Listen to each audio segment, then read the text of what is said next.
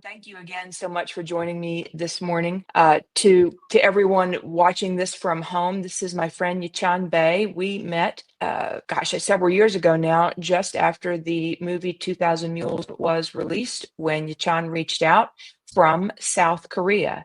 And what we learned over the time talking back and forth together over these now years is how similar what has happened in South Korea is to what has happened in the United States of America. But in these last few days, there's been a lot of breaking news coming out of South Korea that here in America is very hard to understand because President Yoon had initiated martial law, which is something that strikes a certain note with Americans in concern, but in fact, it's not as you might have thought because of all of the other mitigating factors there in the country of South Korea. And so I invited Yachan to join us this morning to give us the firsthand accounts of what is happening in the country and how we can be better informed and how we can pray specifically for Yachan and his countrymen. So again, Yachan, thank you so much for joining us this morning, and would just love to have you give us a bit of an update. Hi, I'm Yechon Bae from South Korea, and I'm just a student in graduate school, but I have been working as civil activist to protect our freedoms given by God and to protect our democracy in South Korea. I've known True the Vote for many years. I would say that True the Vote is quite popular and well-known in South Korea as the protector of voting right in the United States. That is because many people in South Korea knows about 2000 Mules documentary. Again, it is my honor to be here today and speak in front of America and American brothers and sisters. John, when we first met, we talked a lot about how similar the problems that we were facing here in our country were to what you were facing in yours. And over time, through you have been introduced to congressmen and documentarians and others trying to chronicle the breakdown of election integrity in your country. Can you describe maybe the similarities that you saw in South Korea and things that gave you concern about the election in 2020? I think there are many similarities between South Korea and the United States. I believe that the same people and same enemy stole our elections in South Korea and the United States too. They stole the election in 2020 in South Korea first. They rigged the election result, so many politicians were elected due to the election fraud. But after the several months in 2020, the election fraud happened in presidential election in the United States. Well, that's exactly what we found and learned that, in fact, leaders from your country came over to America in the lead up to the 2020 election and tried to warn Americans that what had happened to them was, by all appearances, headed to the United States. And the message just didn't connect in time.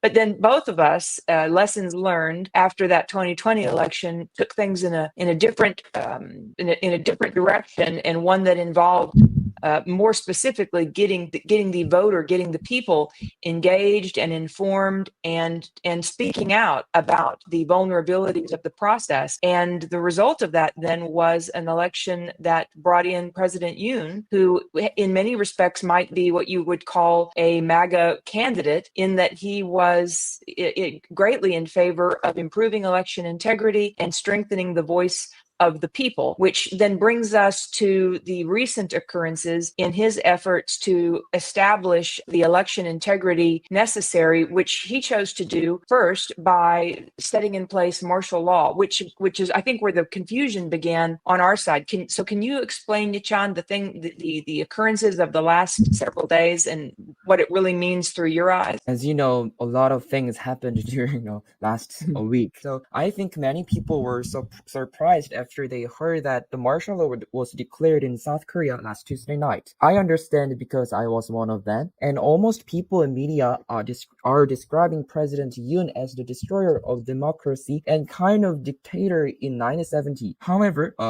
the thing that I want to emphasize is that you should recognize that South Korea is still in war with North Korea and China. So I would say that the South Korea is at the front line with war China and communism.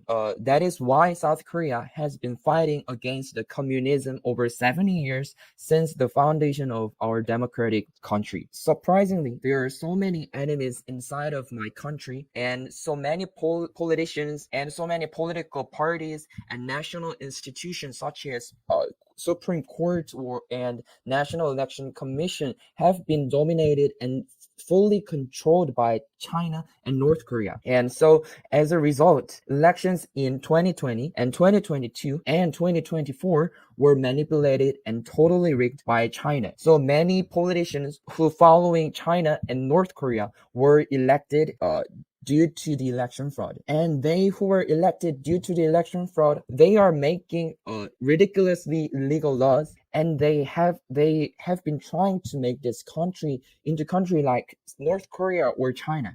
So I want to say that the President Yoon is not a communist, and he is trying to block their tries to convert this country into country like China. But since the judges in this country are totally corrupted, so they denied it that the election fraud was fraud 2 years ago. The whole legal system in this country is totally corrupted and are controlled by China, sadly. I think that is why the President Yoon declared martial law. He didn't try to get rid of democracy in this country. Important thing is that he sent only 100 special soldiers to Congress building, but he sent 300 special soldiers to National Election Commission building.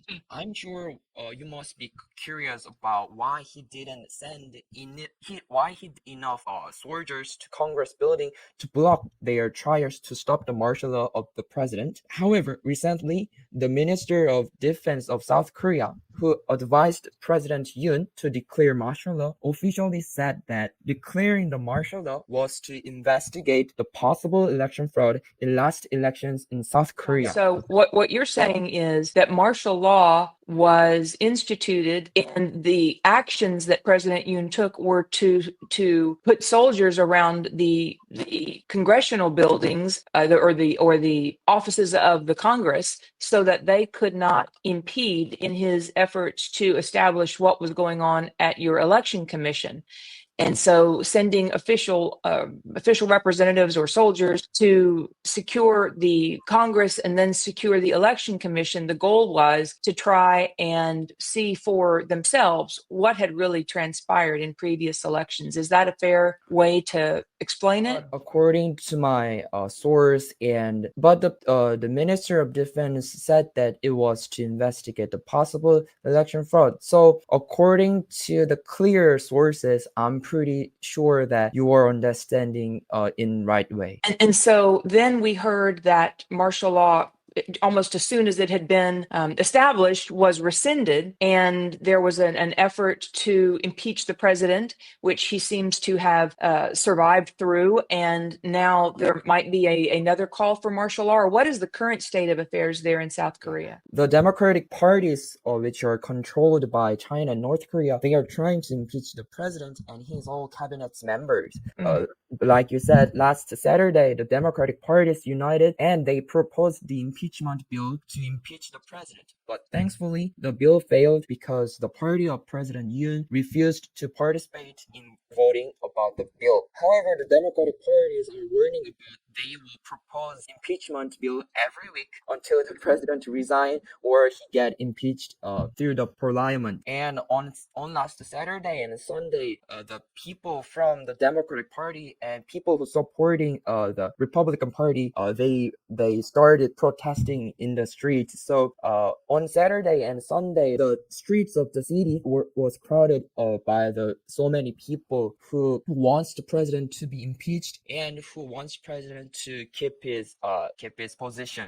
So that is Both sides were protesting. yeah, they are protesting very wild, and they are getting very wild. Some people are getting like unreasonable. They lost their mind. And also the police and prosecution started special investigation of President Yoon and his cabinet. And yesterday, sadly, they arrested the Minister of Defense. And today, they banned the president to travel abroad. This is the first record of to ban the president to travel abroad, which is very wild trial to stop the president. And also, almost members of President Yoon's cabinet resigned yesterday, and they are getting investigated. Oh gosh, Ichan, I'm so sorry. It's brings back memories. We didn't go through those exact circumstances here in this country, but certainly we saw things that we could have never imagined in the last few years done to our incoming president, Donald Trump. And it just, my heart breaks for you and your people and all that you're going through and the uncertainty that such actions bring with it. But good for you for standing your ground.